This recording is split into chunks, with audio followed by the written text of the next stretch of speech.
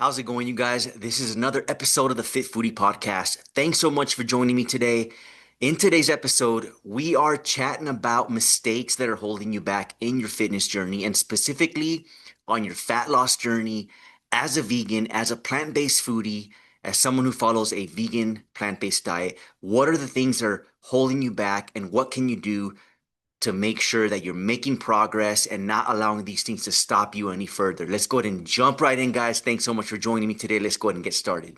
All right, guys. Today we are talking about the 5 mistakes that you are possibly making that are keeping you stagnant in your fitness journey. And specifically in this episode, in this live, I want to focus on fat loss, right? Because the idea of this episode, this live, this podcast is plant-based foodies that want to lose weight, feel great, and elevate their lives, right? Take their lives to a whole another level, their vegan lifestyle, and level up and get even more out of it, right? So possibly if you're feeling stuck, if you've been on a weight loss journey and you haven't been able to really get to the point where you want to get and achieve that level of fitness that you know you're capable of and you know that it's possible with this lifestyle, then could it be that one of these 5 things is holding you back, right? Let's go ahead and jump right in, guys. So the first mistake that you could be making in your fitness journey is your alcohol intake. Now, one quick thing about alcohol, guys. This is not to say that on a fitness journey or even a weight loss journey, you cannot have drinks and have alcohol. That's not to say it's very much possible, but I'm going to tell you this right now, just be straightforward. If you want to make it as easy as possible and as straightforward as possible, the less you have and the better it's going to be. The less drinking you do, whether it's 1 or 2 drinks a week or 1 or 2 drinks a day, the least amount of alcohol is going to be easier for you to succeed in your weight loss journey, in your fitness journey. So the reason they hold you back, number one, is especially with the heavy drinks, right? Those sweet, fruity, alcoholic drinks, the heavy beers, they just add empty calories. And it's just going to make it harder to maintain a calorie deficit and really make progress consistently when you're having drinks, even if it's just on the weekend, you know, and and and that's going to make it very hard to maintain a calorie deficit. It can also disrupt sleep. So if you're having drinks, especially in most people do in the evenings, it could disrupt your sleep. And as we already know, sleep plays a huge important role for achieving progress in your fitness, right? Slows down your recovery. So if you had a good workout, your muscles got worked out, and you had a good session that day, doing some drinking throughout the week is going to kind of halt that a little bit. And this is the one that I've had experience with, that I've struggled with in the past when I've included drinks, just over the weekend on a Friday night or whatnot, is it leads to making decisions around food that really didn't help me on that day, right? So made me want to eat, like a greasy burger and basket of fries, or just eat out late because I'm feeling that buzz of the alcohol and I want to just go enjoy myself and eat whatever. So it makes it really hard. So the less alcohol you have, the better. I'm not saying you have to eliminate it altogether, but if you want to really make it as simple as possible, just cut it out. And especially if you're on a fat loss phase, say you're doing 12 to 16 weeks or more where you're trying to lose weight, you definitely want to limit that or even cut it out altogether. So mistake number one, guys. Mistake number two is restricting your favorite foods, right? Things like, people think, oh, I can't eat bread because I'm on a weight loss journey. I can't have tortillas. I can't have chips or even my favorite desserts. I can't have cookies and, an ice cream bar for dessert because, I'm doing a quote unquote diet, right? Well, this is why it's going to hold you back, right? It's going to hold you back because cutting the foods that you love is going to lead to, it's a psychological game, right? It's going to lead to feelings of deprivation and feeling like you're restricted and you're holding yourself back from things that you want to do.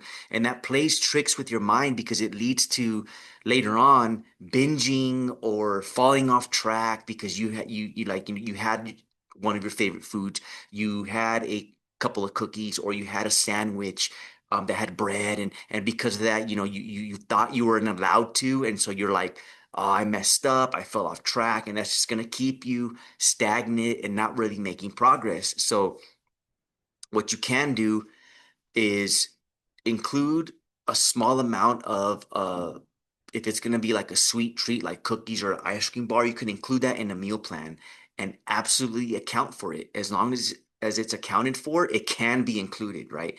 And do it every week. That way you're not limiting yourself and feeling that you can't have certain foods and feel like you're in the deprivation mode, because we don't want that. Just make them part of your meal plan and incorporate it into your macros and your calorie allotment, and you'll be fine. You can include it without a problem, right? I want to take a quick step back because I did want to give you an actionable step for each one of these things that might be limiting you. As far as alcohol is concerned, if you do want to continue to include, a drink here and there, and it's part of your, maybe you social life or whatnot, maybe 1 to 2 drinks a week. If you want to continue, during a weight loss journey or a fat loss journey or a fitness journey, is possible. And specifically like around rest days when you're not doing a heavy workout and you're not looking to recover your muscles from workout, 1 or 2 drinks a week can be an action step to do for that mistake, right? Mistake number 3, not strength training and incorporating training into your routine. A lot of people tend to gravitate towards the treadmill or cardio and want to do those forms of exercises in order to lose weight. Now, cardio has its place in a healthy routine. It's good for your cardiovascular system, right? But you don't want to overdo cardio and neglect strength training, right? And the reason it's going to hold you back is because when you are in a fat loss journey, you're eating a little less food. That's the idea, right? So your body can burn body fat, and you don't want to also be burning muscle. You want to maintain muscle mass while you're shedding body fat. And the key to doing that is strength training, right? Working your muscles. You don't want to lose muscle while you're dieting. And even worse, you don't want to go through this weight loss and have like a skinny look, even worse, a skinny fat look. And that's going to happen when you don't train consistently. So a good starting point, if you're not already training, is 3 to 4 times a week, minimum 3 times a week when you can do strength training exercises. This means putting load on your muscles through, using dumbbells, machines, or, especially having a structured workout plan that'll work your muscles, your whole body every single week, 3 to 4 times a week.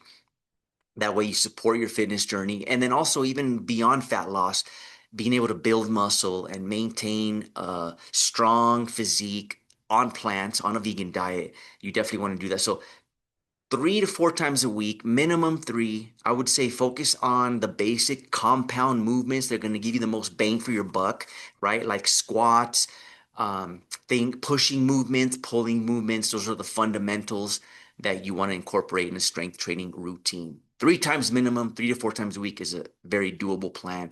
Don't neglect strength training. If you have in the past, that's probably why you haven't made progress in your fitness journey, right? Mistake number 4. Again, we'll go circling back to food. You're not prioritizing protein and fiber, right? I know we put a lot of emphasis on protein, especially on a vegan diet. Where do you get your protein from? But prioritizing fiber is just as important, especially when you're on a fat loss journey, because these types of foods are more satiating. They help you feel full for longer. And when you're eating a little less food than your body burns every day, you want to make sure you're feeling full and that you're feeling satisfied. So, low protein and low fiber makes it harder to stay full, and also to preserve your muscle mass as far as protein is concerned when you're losing fat. Again, kind of going back to the previous point, right? You want to maintain or even build muscle while you're shedding body fat. And the key to that is to prioritize protein. And for feeling full is high fiber foods, right? Big bowls of veggies, big salads, big, enough fruit, berries, things like legumes and beans, things that are high fiber that are really going to fill you up. Potatoes are some of the most filling foods on earth, right? And great foods, great options, and many different recipes you can do with potatoes. An action step for fixing this mistake is focus when you're building meals. Start with a primary protein. Prioritize that first, right? So, for example, let's say you're building a dinner meal. Start with a primary protein like tofu. So you're going to have a certain amount of tofu, certain amount of grams of tofu, and then you're going to build a meal around that, aiming for 30 to 40 grams of protein for that meal. You would probably want to do about 30 grams worth of tofu of protein, and then all the other ingredients in that meal will add protein to give you about 30 to 40 grams. So always start with a primary protein to build your meals around, and also include throughout the day things like berries, right? Blackberries, blueberries, raspberries, strawberries, beans like black beans, lentils. These are all peas. These are all high fiber foods.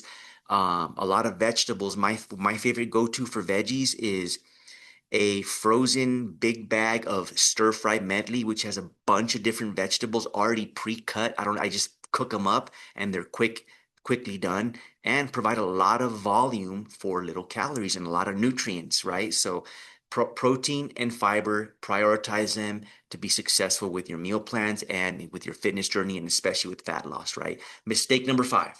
Let's get right into that. Mistake number five is, this is a big one, and it connects and puts all of these steps that I just went over, it puts them all, kind of ties them all together, and that's lack of consistency. This is another reason why you probably haven't been successful in the past. Consistency is the name of the game, right?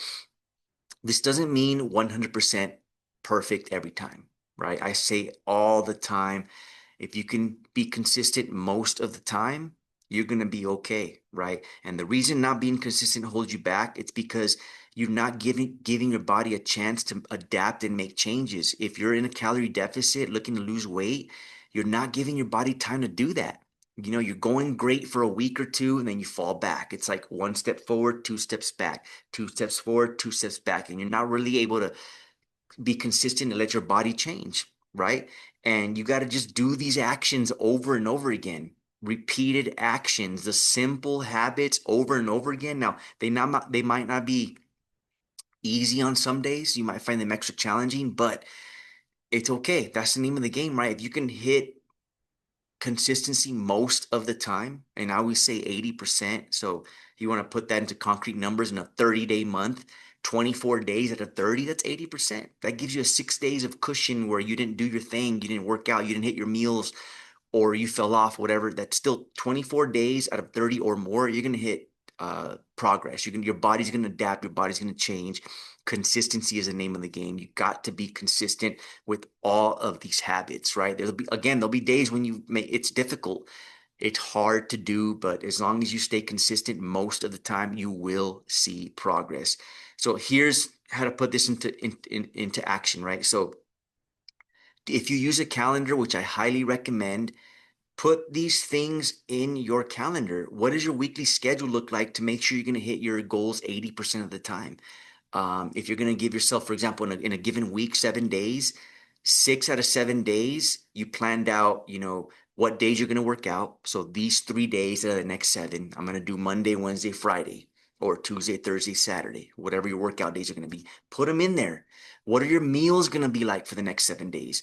Put them in there, right? Have a day where you sit down and do a meal plan. Have a day where you do grocery shopping or have them delivered to your door. Have a day where you prep some of the bulk meals and have them ready to go. It takes consistency with these small actions and habits. What time are you going to bed, right? Are you getting a good 6 to 8 hours, 7 to 8 hours of sleep every night? What does it look like for you, right? Put them into your calendar and don't worry about like hitting every single thing to be perfect. It's not about perfection. It's just about doing as best as you can most of the time. But the key is just repeating these actions over and over again to see results, guys.